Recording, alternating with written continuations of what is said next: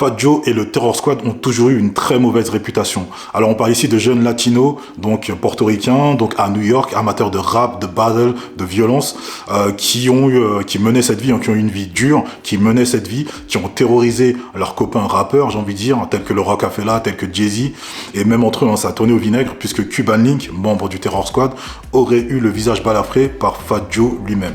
Bref, c'était des jeunes assez dangereux. On est fin des années 90 quand tout ce beau monde, toute cette belle équipe va se rendre à Bridgeport, dans le Connecticut, pour y passer la Puerto Rican Parade Day. C'est une journée spécialement dédiée en fait à la communauté portoricaine, pour y célébrer cette communauté, en fait ce pays, qui est un peu considéré comme le 51e État. Et ils vont se rendre là-bas, en fait ils seront reçus là-bas par un caïd local, le prénommé Franquise Terminator Estrada. C'est le parrain du coin, il va les recevoir comme des frères en fait, comme s'ils étaient de la famille, à savoir que tout ce beau monde a des liens d'affiliation en fait avec The Latin Kings.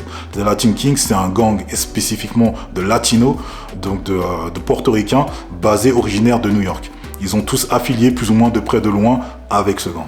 Cliquez dans le lien de description pour recevoir immédiatement et gratuitement mes 10 astuces de lecture pour lire et retenir de manière beaucoup plus simple et beaucoup plus rapide. Ça peut vous aider notamment pour vos études, pour retenir tous vos contenus de lecture.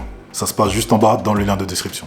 Le prénommé donc Estrada, qui possédait à l'époque plusieurs nightclubs, plusieurs endroits de plaisir, va inviter tout ce beau monde à poursuivre la journée, poursuivre la soirée dans un de ces endroits.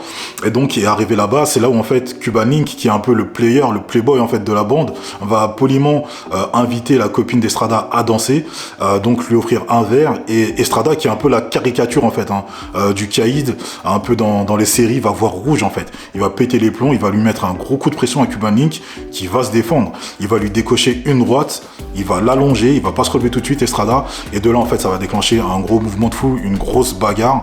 Savoir que le Terror Squad à ce moment-là ils sont plus ou moins 10, une dizaine.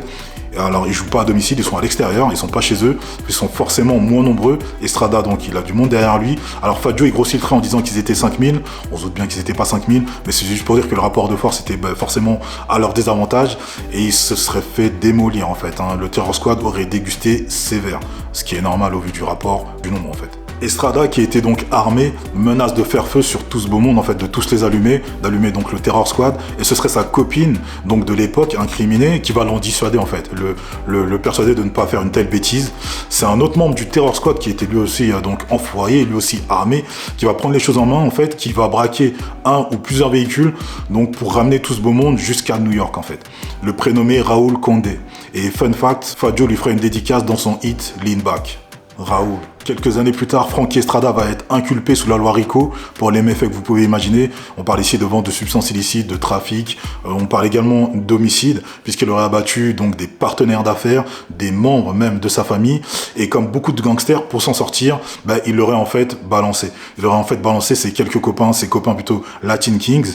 Il a été condamné à une peine de 27 ans de prison. Et là, sa sortie est très imminente. Donc dites-moi si vous connaissez cette story, cette histoire en fait autour de Fat Joe, des Latin Kings. On connaît le background de Fat Joe, on sait qu'il a un passif, qu'il avait déjà un passif avec le Terror Squad. Je savais pas à quel point, à titre personnel, je l'ai découvert tout récemment. Commentez et on se revoit très bientôt.